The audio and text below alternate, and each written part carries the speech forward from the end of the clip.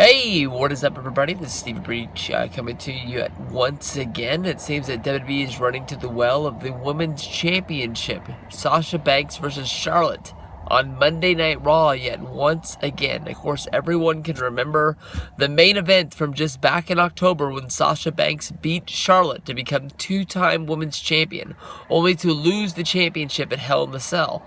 The same thing that happened on the road to SummerSlam.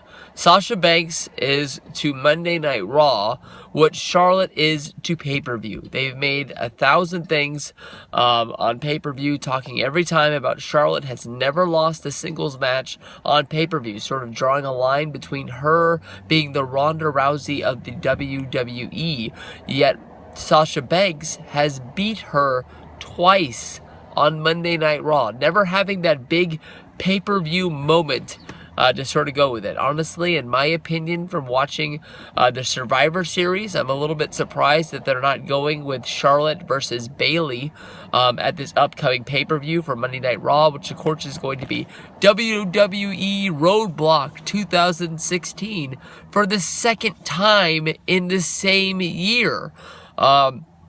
I don't even know how Gemini is going to be able to put his DVD collection together this year by putting Roadblock 2016 by Roadblock 2016. It doesn't make a whole lot of sense to me. I understand that they picked this name fresh last year.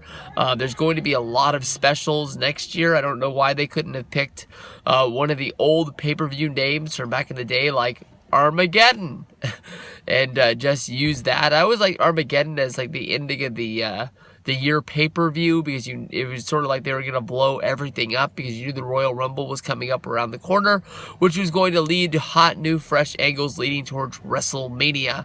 Plus, at the first Armageddon, we had Vince versus Triple H in the match, which Stephanie McMahon turned to sort of set up Triple H and Stephanie and the Stephanie McMahon Helmsley era back in the day, which I think was one of the hottest angles that ran for a long time. And honestly, in my opinion, I don't understand why they never in storyline had a kid, because here we are years later. I guess that kid would be 16 now if it would have happened then. So, 2 years from now, 3 years, 4 years from now, however you can find a fresh young talent that you really believe is the going to be the face of the business, you brand them with the angle of, or the, I guess basically you brand them as being a part of the McMahon family era. It's going to be a long time before Triple H and Stephanie's daughters are able to wrestle, if they even want to wrestle. Shane's got boys. It's going to be a long time before those kids grow up to be able to be in there.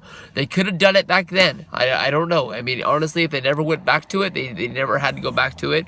It would have made it a little bit sticky when they were doing the whole thing about them being separated and back together. I'm glad they never did a storyline basically where they were going to divorce court or anything like that, splitting everything up. But then again, if you do remember the build up to WrestleMania 17 was Triple H and Stephanie fighting over their dog, which sort of just put Chris Jericho in this weird slot of where he was. But then again, if you think about that, WrestleMania, not 17, WrestleMania 18, you're thinking more about Hogan and Rock anyways, and most people will probably turn it off after that and not even watch Triple H and Jericho.